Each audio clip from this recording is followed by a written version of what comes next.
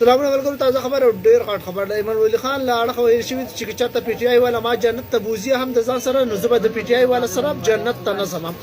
دا خبر هغه ملګرو خو دغه خبر ډیر زیات په رسنیو باندې ګردش کوي. د پی ټی آی له اړخه ورسره چې کوم ډیر زیات جوابونه هم راغلي دي. خو زه دلته خبره کوم د یو لیډر په حیثیت سره دغه خبرې په یعنی تاسو څنګه غواړئ چې یو د پارټۍ چیرمن صدر یو داسې خبرې کوي چې هغه ډېر بچکانه او ډېر غیر سیاسي هغه لهجه او هغه طرز او هغه خبرې چې کوم دی د یو سیاسي لیډر سره خو داسې کم از کم خوند نه کوي او نه داسې یو سیاسي لیډر چې کوم دی داسې خبرې کوي.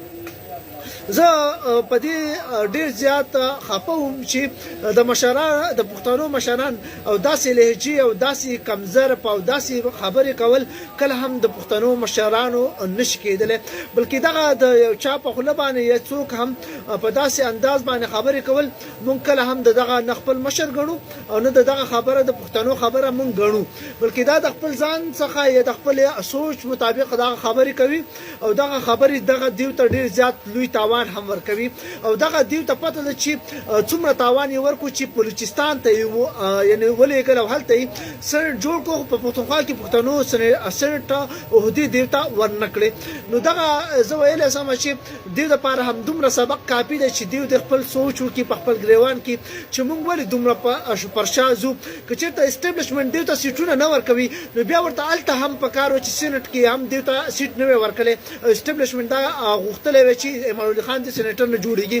نو دغه خبرې هسې فالتو دي چې ګنې دا وایي چې ما ته په اسټبلیشمنټ دلته په پښتونخوا کې سیټ نه راکوي یا ما د اسمبلیو څخه پر شا کوي یا موږ اخوا ګزاري د اسمبلیو څخه. نو دا غلط ده. حالانکې تا ته دلته چې ولسي ریجکټ ستا وشو ریجکټ کې نو ته لاړې په اسمبلی کې په سېنټ کې چې کوم د بلوچستان کې تاله ځای درکړو، خو ته په یعنې داسې کښېنه ناست دی. نو باید چې تاسو په خپلو خبرو باندې سوچ او فکر وکړئ. راروان وختونو لپاره داسې بیانونو څخه پر شا شئ. مننه.